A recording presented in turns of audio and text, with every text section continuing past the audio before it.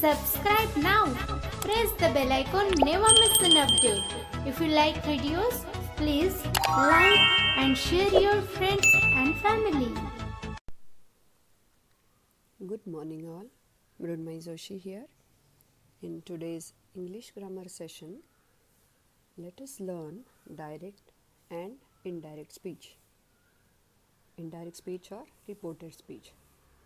नमस्कार, मृण्मयी जोशी बोलते आहे. आजच्या आपल्या इंग्लिश व्याकरणाच्या पाठात आपण प्रत्यक्ष आणि अप्रत्यक्ष कथन बघणार आहोत. Last time we have seen that in direct speech we quote actual words of the speaker.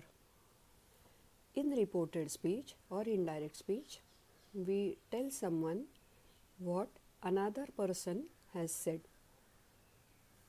मागच्या वेळेस आपण पाहिलेलं आहे प्रत्यक्ष कथनात समोरच्याची वाक्य जशीच्या तशी कोट्समध्ये येतात आणि इनडायरेक्ट किंवा रिपोर्टेड स्पीच ज्याला अप्रत्यक्ष कथन असं म्हणतात त्यात दुसऱ्याने काय सांगितलेले आहे हे रिपोर्टेड स्पीचमध्ये म्हणजे अप्रत्यक्ष कथनाद्वारे सांगितलं जातं.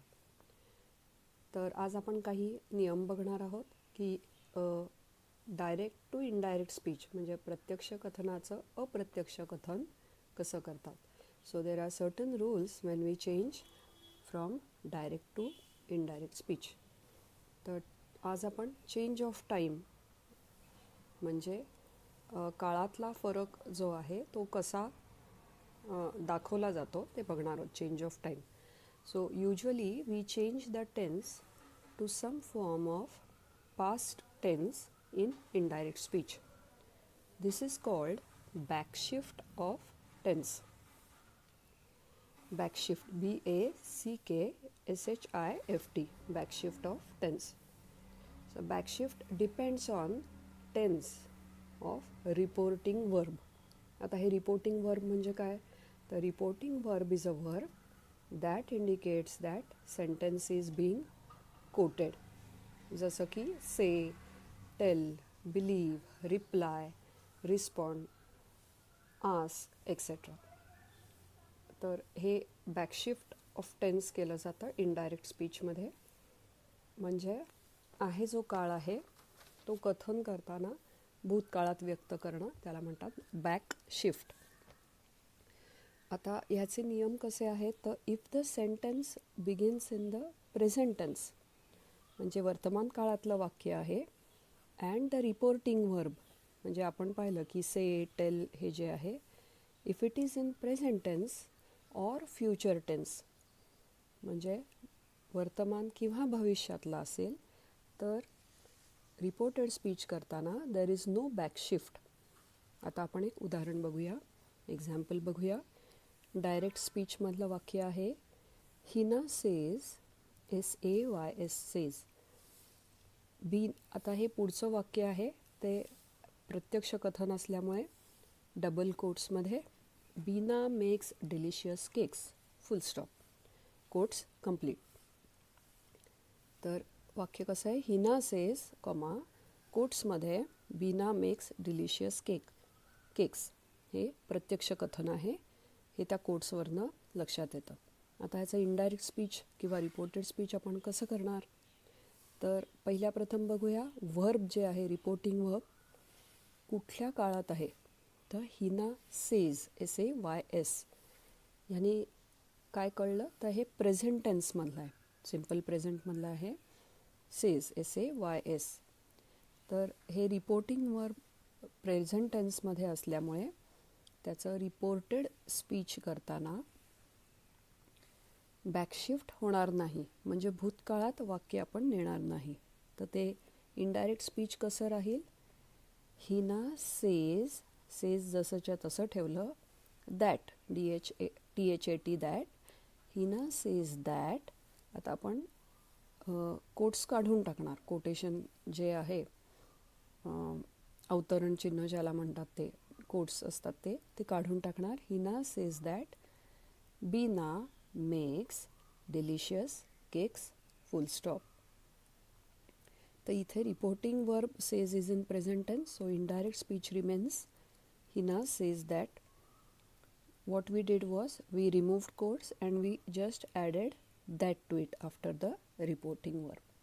तर आता आपण इथं पाहिलं बॅकशिफ्ट झालं नाही कारण वर्तमान काळातलं वाक्य होतं. Now will take a second example where the reporting verb is in future tense. म्हणजे हिना विल से कॉमा कोट्समध्ये Beena makes delicious cakes full stop quotes complete. हे डायरेक्ट स्पीचमधलं वाक्य आहे आणि ते आहे फ्युचर टेन्समधलं. त्यामुळे त्याचं इनडायरेक्ट करताना आपण बॅकशिफ्ट करणार नाही आहोत. त्याचा काळ जसा आहे तसाच ठेवणार आहोत. भूतकाळात त्याला नेणार नाही आहोत कारण भविष्यातलं वाक्य आहे. तर इनडायरेक्ट स्पीच करताना वरचं जे वाक्य होतं त्याचं कसं होईल, Hina will say that Bina makes delicious cakes.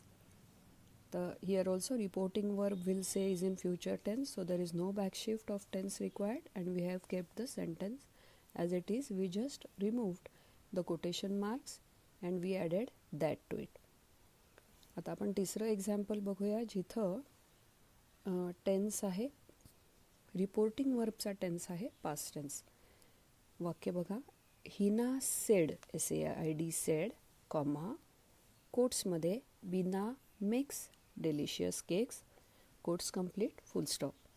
आता रिपोर्टिंग वर्ब जे आहे सेड ते पास्ट टेन्समध्ये आहे. So when we convert it to reported speech और indirect speech, backshift of verb from simple past जे होतं ते आपण ते पास्टमध्ये येणार. सेडचं तसंच राहणार, सेड तसंच राहणार आहे. आणि रिपोर्टिंग वर्ब आपण इथं मेक्स हे रिपोर्टिंग वर्ब आहे, राईट. वाक्यातलं जे आहे दुसरं वर्ब ते आहे मेक्स, तर ते आपण नेणार पास्टमध्ये. So Hina said that Beena made delicious cake. काय केलं आपण, हिना सेड पास्टमधलं वाक्य तसंच ठेवलं, that Beena made MADE delicious cakes. So today we saw what is backshift in indirect speech, and we will continue this further in next sessions. I hope you have understood the topic. So right now let's stop here. Thank you. Dhanyawad.